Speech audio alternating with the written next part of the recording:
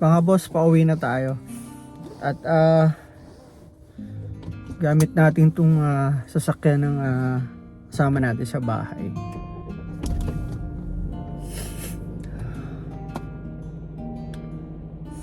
Hindi ko alam kung paano ko umpisahan eh. Malungkot ako. Nakakalungkot ano. Pero yung mga nababalitaan natin tungkol dito sa Canada,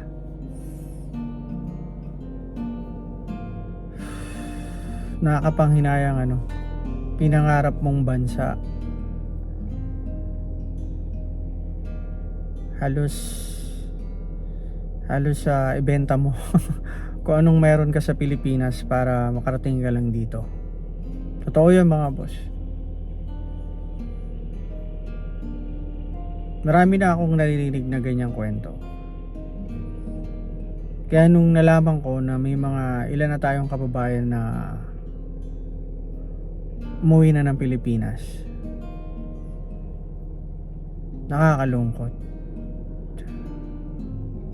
Siyempre sasabihin niyo, ano naman pakala mo doon? Hindi naman ikaw yun, hindi mo naman kamag-anak ko yun. Hindi yun mga boss eh. Siyempre dahil Pilipino ka, naiintindihan mo, nararamdaman mo kung ano yung nararamdaman nila. Ano mga boss, uwi na tayo.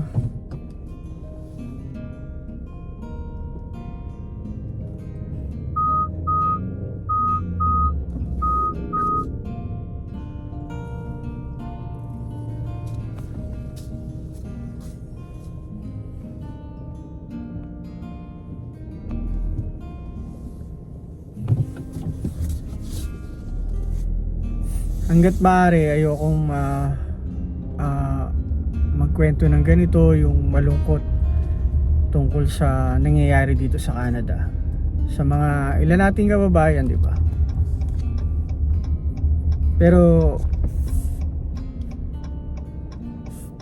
hindi maiwasan. Meron tayo mga kababayan natin dito na pinalad na hindi man sila na-renew sa company kung saan sila nagtatrabaho, pero sa ibang town nakakuha sila ng bagong trabaho, bagong kontrata. Baga nabigyan sila ng LAMIA, bagong work permit. Kahit sabihin na 1 year lang yung binigay sa'yo, na-approve sa'yo, thanks God pa rin kasi dito ka pa rin sa Canada, nagstay ka pa rin. Ayan, andito na tayo sa bahay mga boss. Andito na tayo sa parking. Ilang minuto lang naman yung drive ko mga boss. Wala pang mga 5 minutes yata. Kasi wala naman traffic dito sa aming town. Maliit lang kasi ito, kaya madalang ang sasakyan. Wala masyadong mga establishment. Biro mo, magaganda yung trabaho nila sa Pilipinas. Dahil sa pangarap yon mga boss. Dahil pangarap nila yon, hindi lang para sa kanila, para din sa family niya, sa future ng mga bata. Kaya sila nangarap na mag-ibang bansa at isa to sa napili nila yung Canada. Kahit naman ako, di ba? At halos lahat naman tayo na umaalis ng ibang bansa gusto natin mabigyan ng magandang kinabukasan yung ating pamilya. Lalo na kung ikaw may pamilya na at may anak ka na. Kahit wala kang pamilya, kahit binata o dalaga ka, yung family mo gusto mong madala sa ibang bansa na maging stable yung buhay ninyo. Kasi dito, sabihin na natin totoo naman na mataas yung sahod, diba? Yung cost of living dito mataas din.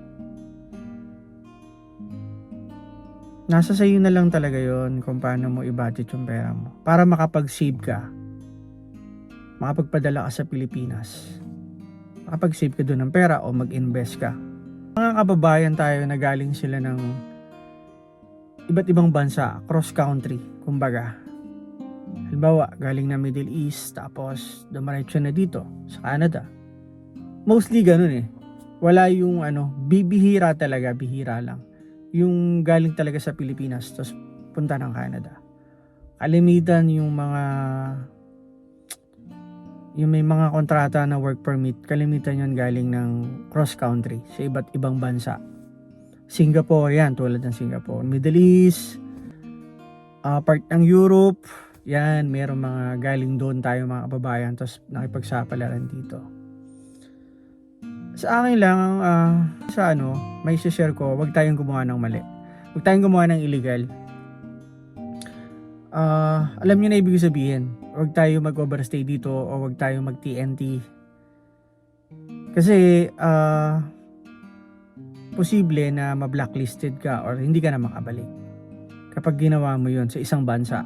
Hindi lang dito sa Canada, pati sa ibang bansa rin naman meron, di ba?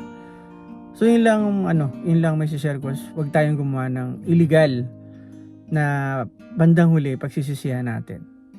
Kung nakagawa ka ng illegal dito, nag-stay ka na akala mo safe ka na,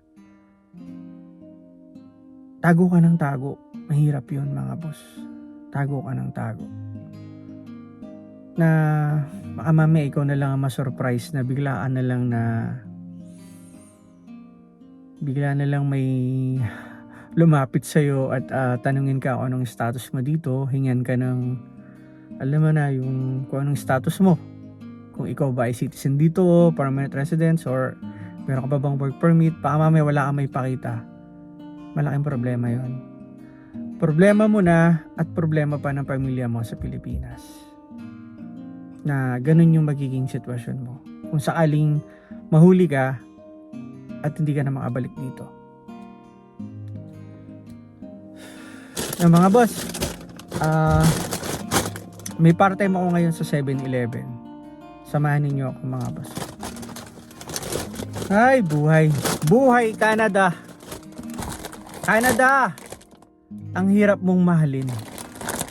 Yun ang isa sa mga sinasabi na napapanood ko sa social media na sinishare nila.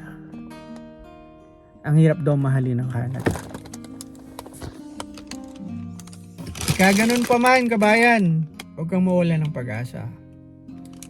Laban lang sa buhay at maging positibo lang palagi. At samahan natin ang dasal. Walang imposible kay Lord. Basta lagi ka lang magpakumbaba at maging mabuting tao at laging humingi ng dasal kay Lord. Hindi ka niya pababayaan. Totoo yan. Totoo.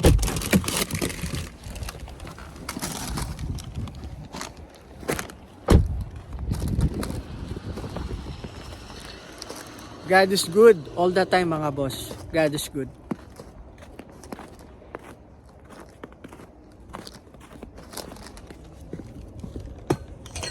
Ilang araw nang hindi nag-i-snow, pero next week magkakaroon na naman ng snow at magkakaroon na naman ng sobrang lamig.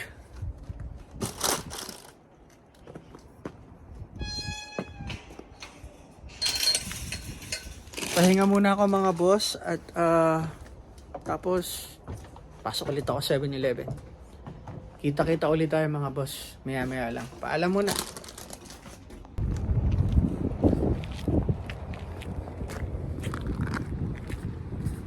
Mga boss, naglalakad na ako. Iniwan ko na yung sasakyan nung kasama ko sa bahay kasi palabas na siya ng alas 3. Ako naman papasok ng alas 3. So ay maglalakad na lang ako. Dito ako sa IGA. Sa likod. Pakita ko sa inyo yung dadaanan ko.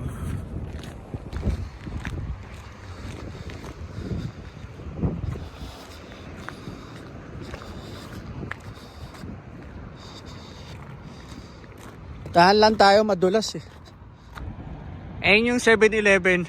Tatawid pa tayo sa kalsada ulit.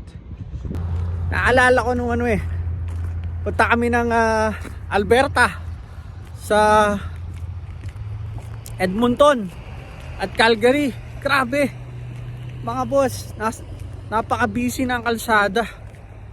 Talagang ang daming sasakyan talaga. May traffic, tapos daming establishment mga boss. At ang daming Pilipino. Nakakatuwa.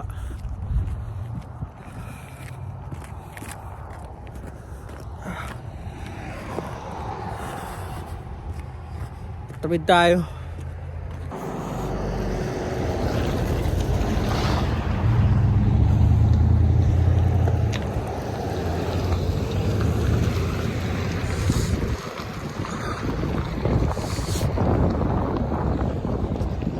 Oh, may deliver ng Pepsi ngayon mga boss ah.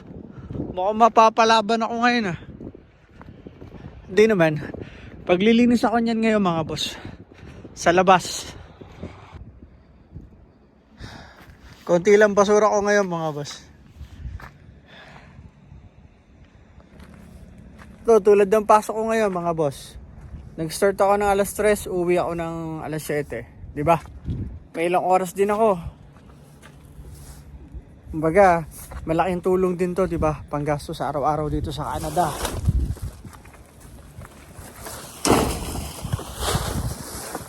Kaya sabi ko nga sa inyo, kaya yung mga ibang kababayan natin na hangga't maaari ay talaga umuwi nila ng Pilipinas dahil dito kasi mabilis ang pera basta masipag ka lang.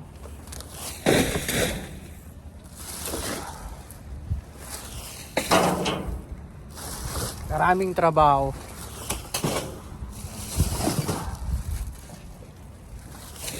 Basta maganda yung status mo dito, citizen ka o PR ka o open work permit ka, pwede kang mag double job kahit ilan gusto mo.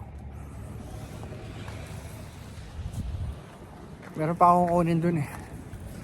Isa na lang yan.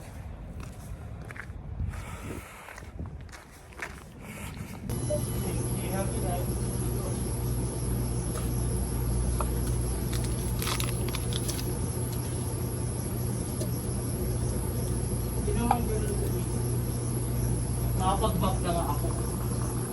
Kaya nga.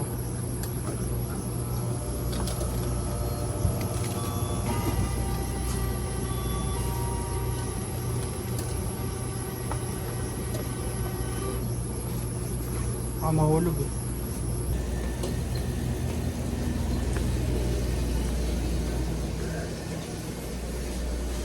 Tid tayo mga boss.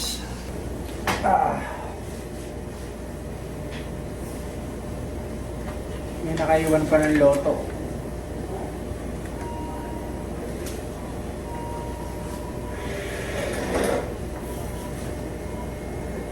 Naka-jacket ako ng 7-Eleven kasi sa labas ako.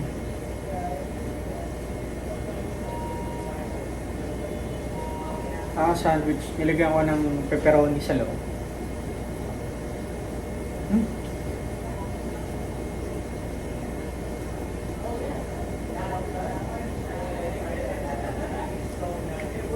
Palibas sa malamig sa labas. Malamig yung hangin. Mahina ako sa lamig. Yung ganito ko, yung mga joint. Sakit.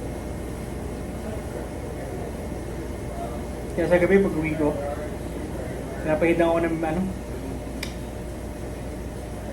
BB oil. Tapos hinihimas-himas kong ganyan.